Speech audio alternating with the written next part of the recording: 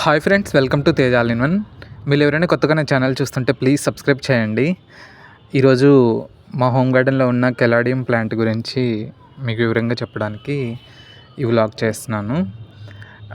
Caladium plant చాలా attractive plant అండి.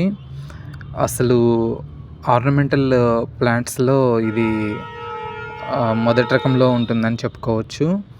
దీని ఆకులే ఎంతో అందంగా ఉంటాయి అన్నమాట.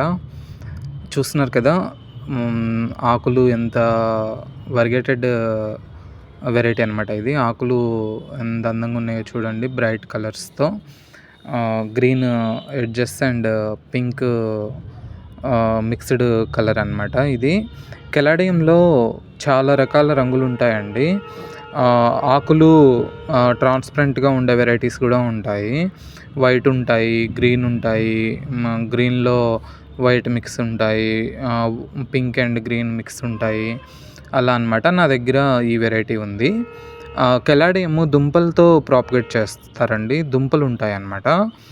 మామూలు లిల్లీ ప్లాంట్స్కి ఎలా ఉంటాయో దుంపలు, అలాగే కెలాడియం ప్లాంట్కి కూడా దుంపలు ఉంటాయి అన్నమాట. దుంపల నుంచి మనకి లీవ్స్ అనేవి వస్తాయి అన్నమాట.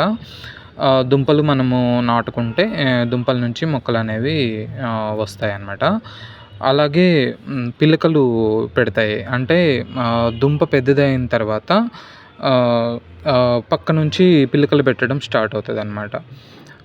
దీనికి కెలాడియంకి ఫ్లవరింగ్ కూడా వస్తుందండి. అది ఏంటంటే పీస్ లిల్లీ మాదిరి ఉంటుంది. నా ప్లాంట్కి ఇంకా ఫ్లవరింగ్ అనేది రాలేదు.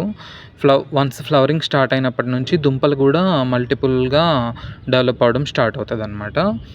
ఈ కెలాడియం ప్లాంట్ షేడీలో ఉండాలండి. అంటే ఫుల్ సన్లైట్లో ఉండకూడదు, అలాగే డార్క్ ప్లేస్లో ఉండకూడదు అనమాట. సెమీ షేడ్ సన్లైట్ పడే ప్లేస్లో ఈ కెలాడియంలు అనేవి మనం పెంచుకోవాలి.